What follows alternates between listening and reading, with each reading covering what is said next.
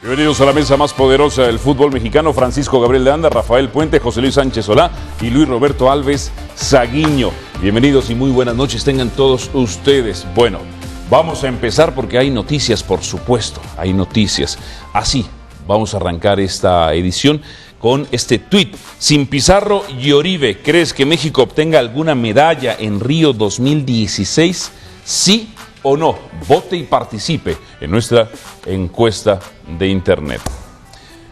Momento de ir con nuestro compañero Alejandro de la Rosa para que nos cuente los pormenores de lo que han sufrido Pizarro y Oribe Peralta. Señor de la Rosa, saludos hasta Brasil. ¿Qué es lo que tienen? ¿Cuál es la gravedad del asunto? ¿Y qué va a pasar con ellos dos?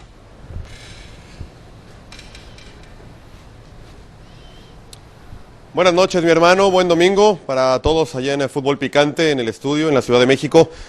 Bueno, unos primeros 45 minutos carísimos, ¿no?, para la selección mexicana. Primero por la imagen dejada y después por lo de Rodolfo Pizarro y Oribe Peralta. Durante la tarde-noche, ya acá en Brasil, de este domingo, se confirmaba la fractura de peroné en el caso de Pizarro y fractura del tabique nasal de Oribe Peralta. Ambos necesitan operación y por eso mañana sobre la tarde, en el mismo vuelo, estarán viajando, en el caso de Pizarro, con su familia, para ir hasta la Ciudad de México. Tanto Pachuca como América ya están o estuvieron en contacto con las selecciones nacionales para saber o para buscar la forma más rápida de llevarlos a México y empezar con el tema operación, ir planeando todo y que la recuperación empiece cuanto antes. Qué pena, pero así es. Y breve, hace algunos minutos Oribe Peralta colgó un tuit en donde dice solo Dios sabe por qué, y también hace algunos momentos en el lobby de este hotel, que es el de la concentración de la selección mexicana, estaban reunidos todos: Decio de María, Denis Teclose, Raúl Gutiérrez, el cuerpo técnico, gente de logística de la selección, para saber, uno, cómo devolver a Pizarro y Oribe, y dos, revisando reglamentos, analizándolo bien para saber a quiénes pueden traer. Mandó una prelista el Potro de 25, así que de esos 7 podrían traer algún reemplazo. Carlitos Fierro y el Dedos López se apuntan como los más viables para estar supliendo a Pizarro y a Oribe, Álvaro. Alejandro, entonces, estos dos jugadores sí estarían regresando. ¿Cuándo estarían regresando en dado caso fuera así? Y ya nos comentabas el hecho de que serían reemplazados en esa revisión de reglamento por estos dos elementos que ya decías.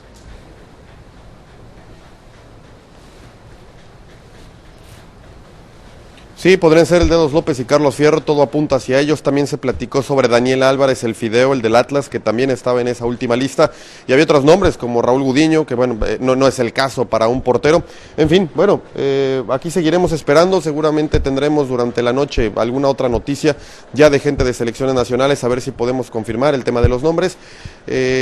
Platicamos también con Juan Carlos Osorio y nos decía, bueno, tal vez fue arriesgado utilizar a Oribe Peralta en este partido, más allá de que la lesión viene de un choque, no es producto de ese jaloncito muscular que sintió ante Alemania. Pero dice, bueno, también para entender un poquito el tema de las rotaciones, muchas veces contra un rival así, le das oportunidad a otros que tienen tal vez la misma hambre de trascender en Juegos Olímpicos y tratas de evitar esta situación. Ya el toro pasado es difícil, qué pena, porque México pierde a 2 titulares, 2 jugadores fundamentales para Raúl Gutiérrez. Justo cuando llegaba a este hotel, ahora por la noche, después de estar en el estadio, vi a Raúl a lo lejos cuando terminaba esa reunión con los directivos. Y el gesto que más me llamó la atención de Raúl Gutiérrez es llevarse las 2 manos a la cabeza, de frustración, de desesperación, de saber que está cuesta arriba. No solamente ahora tener que ganarle a Corea prácticamente para clasificar, sino además hacerlo sin Oribe y sin Pizarro. Perfecto, Alejandro, muchísimas gracias. Cualquier cosa estaremos pendiente contigo. Saludos.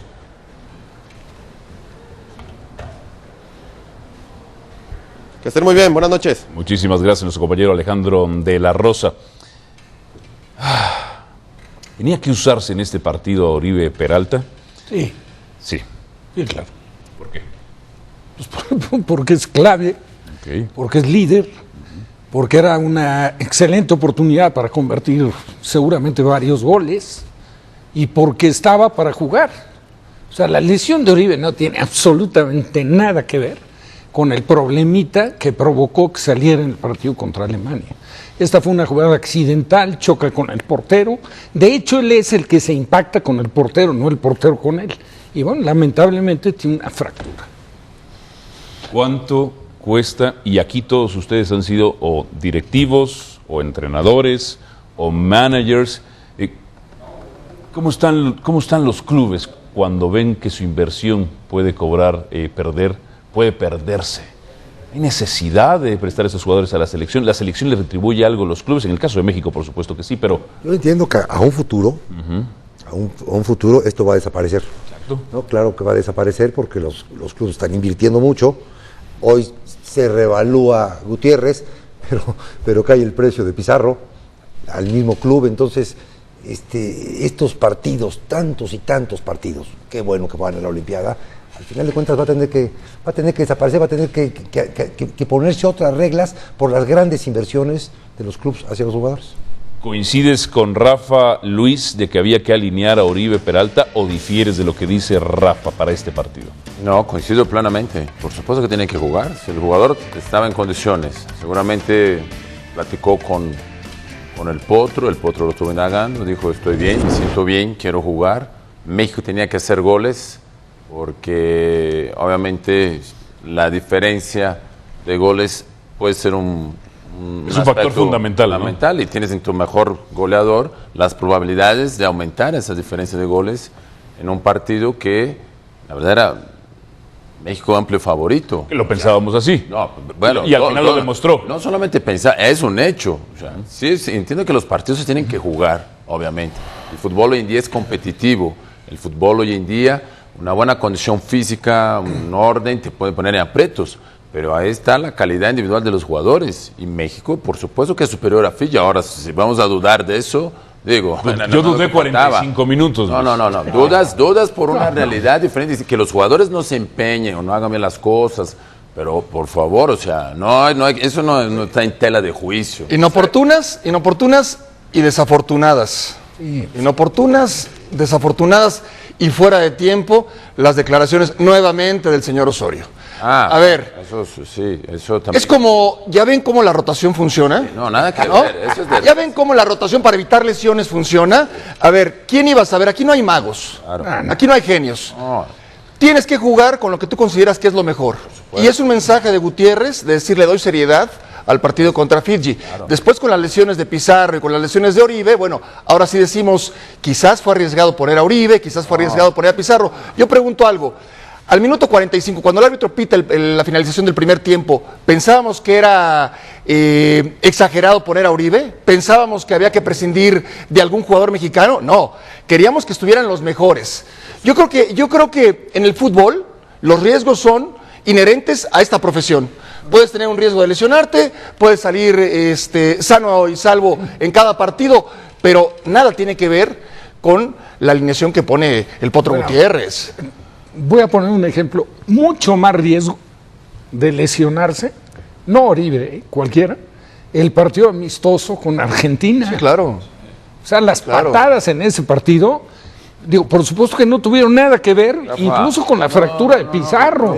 Pizarro afloja, tampoco hay mala intención. No vayamos lejos, las lesiones es el pan de cada día claro, de los futbolistas. Sabes que nadie piensa en eso. Que vas a entrar lesionado, claro. Hoy en el partido, y también seguro veremos alguna imagen, porque ya decías a la hora de presentar Picante que Marquesín terminó de centro delantero. Bueno, salió en una pelota de trámite de córner, ni siquiera choca con el rival y no sé, pero se zafa uno o dos dedos. Cuando tuvo otras tiene que dejar la portería. Cuando tuvo otras intervenciones mucho más exigentes, mucho más difíciles y no se lesionó. Eso es el pan de cada día. Y ahí sí difiero lo de Chelis, no tiene que desaparecer. ¿Por qué va a desaparecer eso los Juegos Olímpicos? Entiendo lo que dices. ¿Los Juegos Olímpicos o los partidos? No, los Olímpicos no. No, los partidos, lo que dices tú es que los jugadores, los refuerzos no vayan a los Juegos Olímpicos. No, que los clubes cada día se van a poner más cáscaras, con toda la razón, por las grandes inversiones que tienen sus futbolistas para estos Juegos. Esto es... Pero, bueno, Chelis, pero los Juegos Olímpicos pasados hubo también refuerzos. Pero no le llames Juego Olímpico, ni le llames Mundial, ni le llames eliminatoria, ni le llames partido molero. Tiende a desaparecer por las grandes inversiones. No, pero la representación de los países. Pero las grandes inversiones, va a ser así. Pero las grandes, ¿cómo todo el mundo está enojado. Pero ¿cómo logras esas grandes inversiones?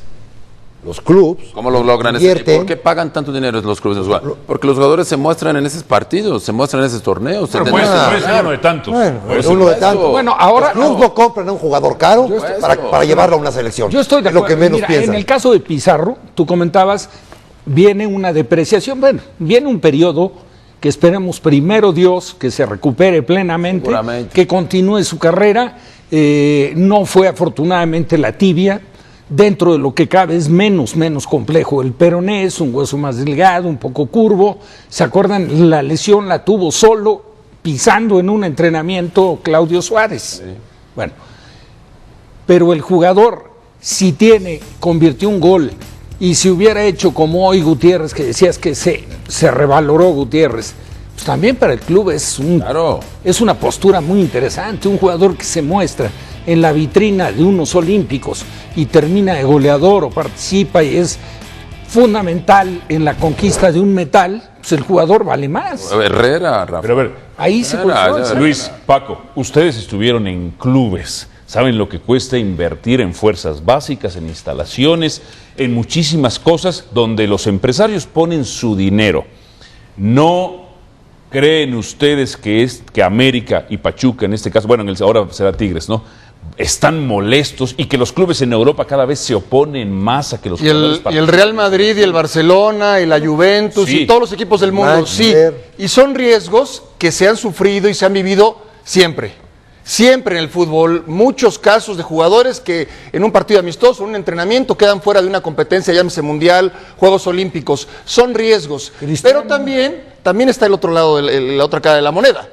En un evento de esta magnitud o en un mundial, a un jugador que tú podías vender en $5 millones, después de que triunfa, te puede costar 20, 25 o 50. ¿El fútbol se ha ido por el lado deportivo o por el lado económico? Económico. Por supuesto, pero ¿quiénes lo han provocado? Pero ¿qué Va a ir desencadenando a eso. Ojo, van a defender sus inversiones. Pero espérame, ¿quiénes lo han provocado? Sí, los mismos dueños. Ahora, pero ¿por qué lo provocan? Yo estoy de acuerdo, lo que dice Álvaro es muy cierto.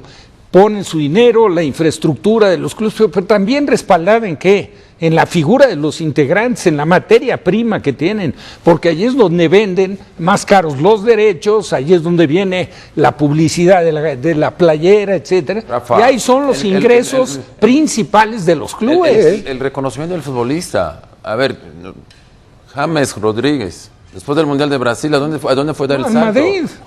O sea, ni lo soñaba. Exactamente. ¿Y el equipo que lo vendió? Exactamente. Menos. ¿Y cuánto ganó el equipo que lo vendió? Entonces, es parte del fútbol. Es que hay una saturación de muchos juegos. Ahí sí, hay que ver un calendario. Voy a ir a una pausa, pero vamos a seguir con este mismo tema. Imagine usted los 5 integrantes, don Felipe también, que lo vamos a hablar más adelante. Le ponemos de $1 millón cada quien para invertir en desarrollo de jugadores. Y la selección se los lleva y fractura nuestra inversión. ¿Pero por qué tampoco? Nos convino. Bueno, $1 millón cada quien. Pusimos nuestro dinerito, se lo lleva a la selección y fracturan al muchacho. Perdimos nuestro dinerito, ¿eh? Pero ese tema va a seguir aquí, porque está interesante, porque también lo que dice Luis es cierto, la selección sirve de vitrina para que se encarezca la situación. Venimos aquí en Fútbol Picante con más.